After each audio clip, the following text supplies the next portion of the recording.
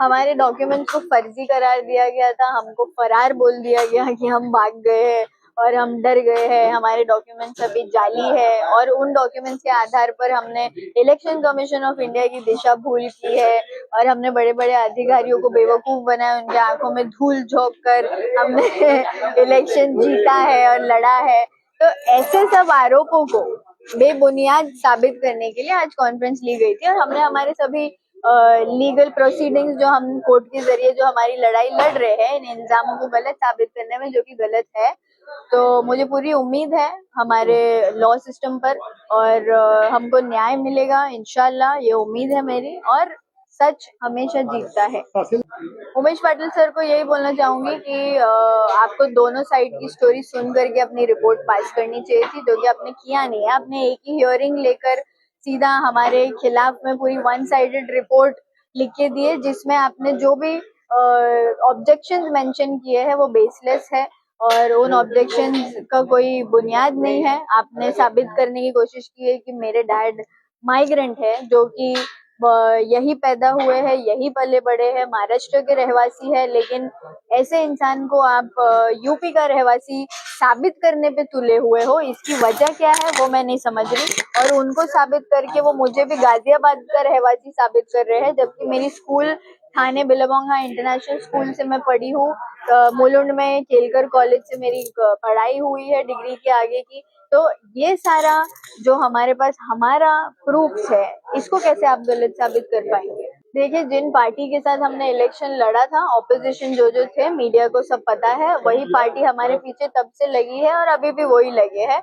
और सभी को एक बात बोलना चाहूंगी कि ये खौफ मुझे अच्छा लगा, जिस तरीके से बड़े बड़े 50, 60, 70 पता नहीं कितनी एज है ये बड़े बड़े लीडर्स की, जो एक छोटी सी नगर सेवक, मुमरा के 30 नंबर वार्ड की एक नगर सेवक को, उसकी कुर्सी को गिराने के लिए आप लोगों को इतनी बड़ी ताकत लगाने की जरूरत पड़ गई। मैं खुश हूँ कि भगवान ने मुझे उस लेवल पर अल्हम्दुलिल्लाह पहुंचाया और ये खुशी इसीलिए फील कर पा रही हूँ क्योंकि लोगों की दुआएं थी जिसकी वजह से हमको ये हासिल हुआ है और इन लोगों को ये हजम नहीं हुआ। तो ऑपोजिशन ने अपनी लड़ाई इस तरीके से लड़ने की शुरुआत की है, अब खत्म हम करेंगे। हमने कमिश्नर से सिक्योरिटी की मांग की है, मैं वेट कर रही हूँ कि हमें वहां से रिप्लाई बैक आए। और सिक्योरिटी इसीलिए मांगी गई क्योंकि अब तक तो मैंने बोला नहीं था, बट अब जब आपने ये सवाल रेज कर ही दिया है तो मैं बता ही देती हूँ कि मीडिया में कई वक्त से, ये इलेक्शन के बाद से ही शुरू हो गया था, मुझे कई सारी धमकियां आ रही थी, रेप थ्रेट्स आ रहे थे, गोली मारने की धमकियां आ रही थी। और ये सभी के सबूत हमने, ये सबूतों के साथ हमने कमिश्नर सर के पास ये सबमिट किया है और सिक्योरिटी की मांग की है, क्योंकि एक हिंदुस्तानी मुस्लिम होना आज की तारीख में बहुत बड़ा, मुझे लगता है कि अपराध हो गया है कि लोगों को ये हजम नहीं हो रहा है। बार बार पाकिस्तान चले जाओ के नारे हमारे लिए लगाए जाते हैं, हम पे उंगलियां उठाई जाती है कि हम बांग्लादेशी तो नहीं है, हम पाकिस्तानी तो नहीं है।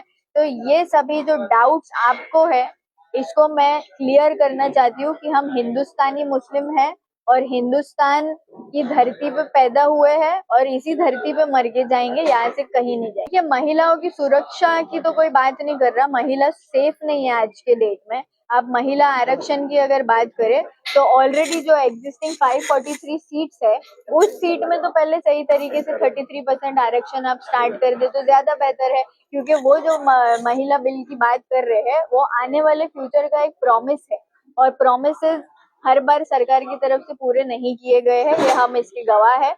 तो इसीलिए हमारे भी यही मांग है कि आप जो एग्जिस्टिंग 543 सीट्स है उस पे सही तरीके से महिलाओं को अगर आरक्षण दे तो वो ज्यादा बेहतर।